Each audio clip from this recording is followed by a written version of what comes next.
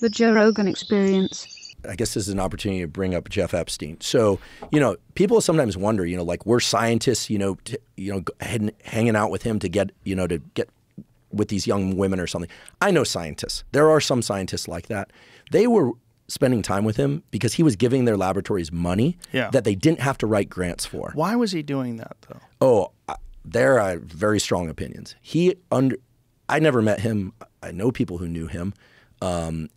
But he clearly understood social engineering.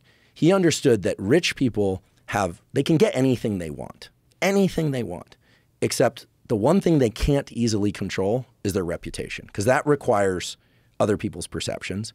And just being rich doesn't make you necessarily respected. By certain people, yes. By certain people, no. So he understood that very wealthy people feel more important and can derive more sense of self-respect when they're surrounded by brilliant people.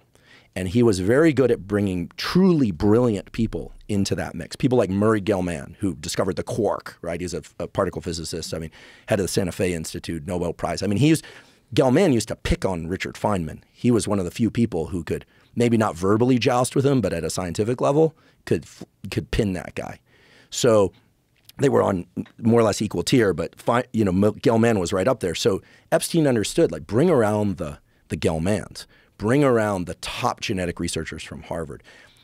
By doing that, he made these rich people feel like they were in the company of interesting, important people. Interesting. And why would scientists spend time with rich people? I'll be really honest. I do a lot of work for these days for talking about science and trying to generate science philanthropy. That's a big part of my life now, trying to generate money to give to studies that are really interesting and valid. We could talk about that if you like.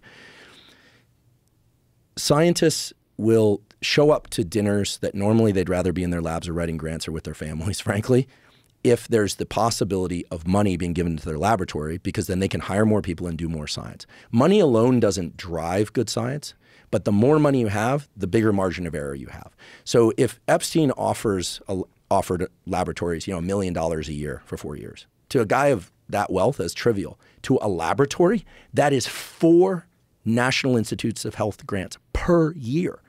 And the workload to maintain those 4 grants is immense. So they'd show up with the possibility of getting money. That's where they were hanging out with a dirtbag like him. And they had blinders on. Either they knew or they didn't know what he was up to, but they had blinders on because they weren't thinking about the implications. Well, it was also one of the things about something like that must be that if you go there and you see Steven Pinker and you see Lawrence Krauss and you see Bill Gates, it seems like you should be there. It seems fine to be there. Also, on sinister, diabolical, narcissistic, and sociopathic, but brilliant social engineering on the part of Epstein. Yes. He understood that they felt comfortable in the room because of who else was there. Yeah. Rich people will show up to a place for who's not there, as we know. They like to have space, right? And scientists generally don't like to hobnob. It's not really their thing.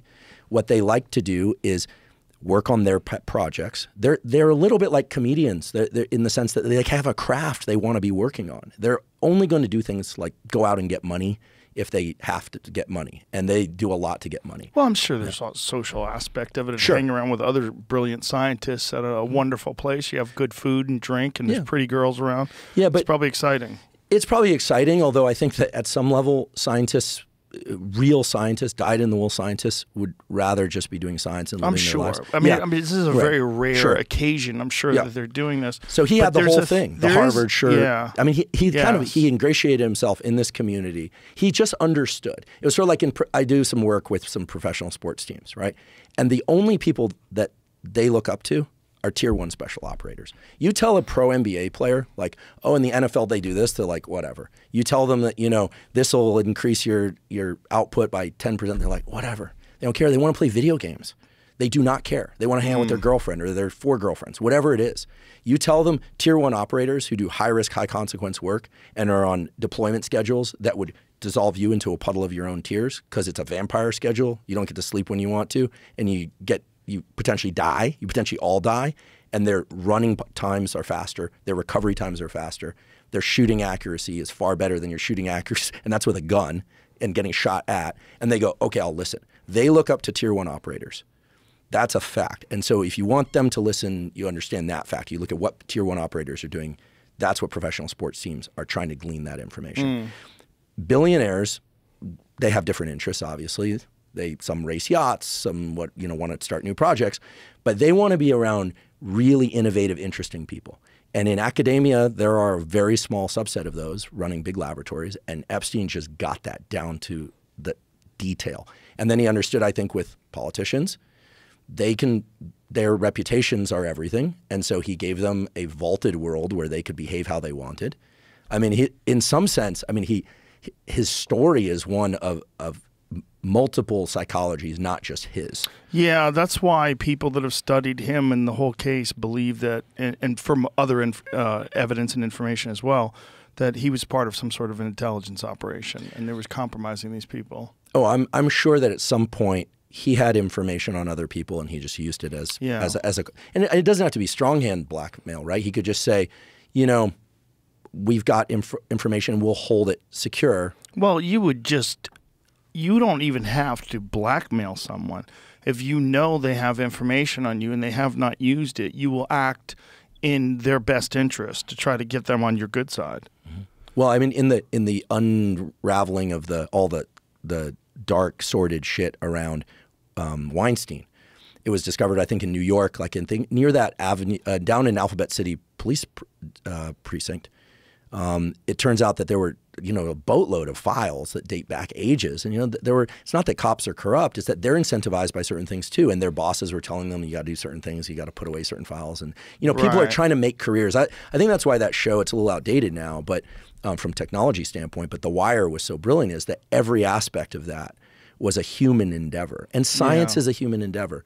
And we're kind of paying attention to the darker, unfortunate side. They're also, again, I always feel like I got to shine light where it belongs to, which is that a lot of amazing science is happening because of excellent philanthropy of people that are not pedophiles. Yes, right? Of course. And those people, but let's be honest, walk onto any university campus, look at the names on the sides of the buildings. Do you think they're there to honor those people because those were great people?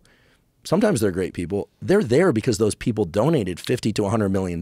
Right. And this has been known in law schools and business schools for a long time because you'd see it that was kind of more accepted there because it's business and law. Right. But if you walk onto any campus, I don't care if it's UT Austin or it's Stanford or it's Harvard, the names on those sides of buildings, sometimes it's the Kennedy building, sometimes it's the Rockefeller building. More often than not, these are names of people you don't recognize anymore. And names of people who don't even live in the United States. They gave $100 million for a building that trains medical students. Universities are a business too, 100%.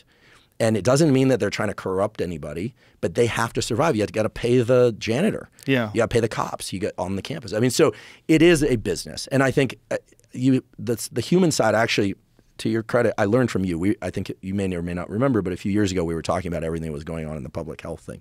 And you're like, the reason I'm curious about this, and I don't trust this, these were your words more or less, was because I know about people. And that's, at the end of the day, it's all about people and their psychology. Well,